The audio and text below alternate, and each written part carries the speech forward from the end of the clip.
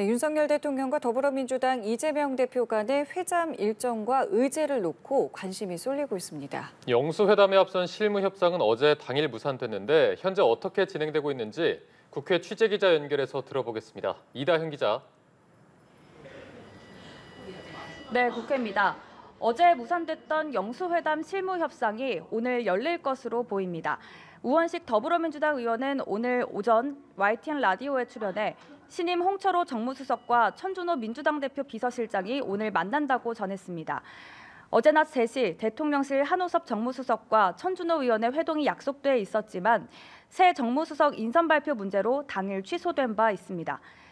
추후 영수회담에 어떤 의제가 오를지도 정치권의 관심사로 떠올랐습니다. 우선 이재명 대표가 내세워온 전국민 25만 원 지원금 방안이 논의될지 주목되는데요. 국민의힘은 이에 선을 긋고 있습니다. 국민의힘 윤재옥 원내대표는 오늘 오전 전국민 25만 원 지원금 정책을 시행하게 되면 나라 빚에 13조 원을 더 얹어야 한다고 반대하며 영수회담에서는 소상공인과 자영업자 지원 등의 현안에 집중해야 한다고 말했습니다. 반면 민주당 박주민 의원은 SBS 라디오에서 지원금 지급의 필요성을 강조하는 한편 최상병 순직 사건 수사 외압 의혹에 관한 특검법 논의도 이루어질 것으로 예측했습니다.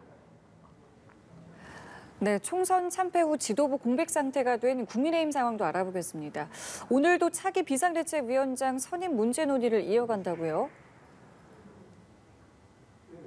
네, 국민의힘이 오늘 오전 중진 간담회를 진행했습니다. 4선 이상 당선인들이 모여서 차기 비상대책위원장 선임 방안을 논의한 건데요. 중진 간담회에 앞서 진행된 국민의힘 원내대책회의에서 윤재옥 원내대표는 비대위원장 추천 권한이 자신에게 주어졌다면서 많은 분들과 의견을 나누어 최선의 결과를 도출하도록 하겠다고 말했습니다. 국민의힘은 다음 달 3일 차기 원내대표 선출 전까지 비대위원장을 지명하기로 했습니다.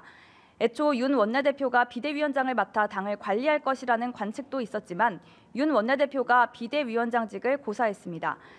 총선 패배와 한동훈 전 비대위원장 사퇴 이후 이어지고 있는 여당의 혼돈 상황은 당분간 이어질 것으로 보입니다. 네, 오늘 국회 정무위원회도 예정돼 있었습니다. 정무위 상황은 어떻습니까? 네, 오늘 오전 11시 개의될 예정이었던 국회 정무위원회가 조금 전 시작됐습니다. 민주당은 이른바 가맹사업법과 민주유공자법을 통과시켜 국회 본회의에 직회부하는 방안을 추진하고 있습니다. 두 법안 모두 여당 측에서 반대해왔는데요. 두 법안은 지난해 12월 정무위 전체 회의를 통과했지만 국회 법제사법위원회에 계류돼 있었습니다. 민주당은 이 법안들을 본회의에 직회부해 5월 임시국회에서 처리할 방침이어서 여야 간 대치가 예상됩니다. 지금까지 국회에서 전해드렸습니다.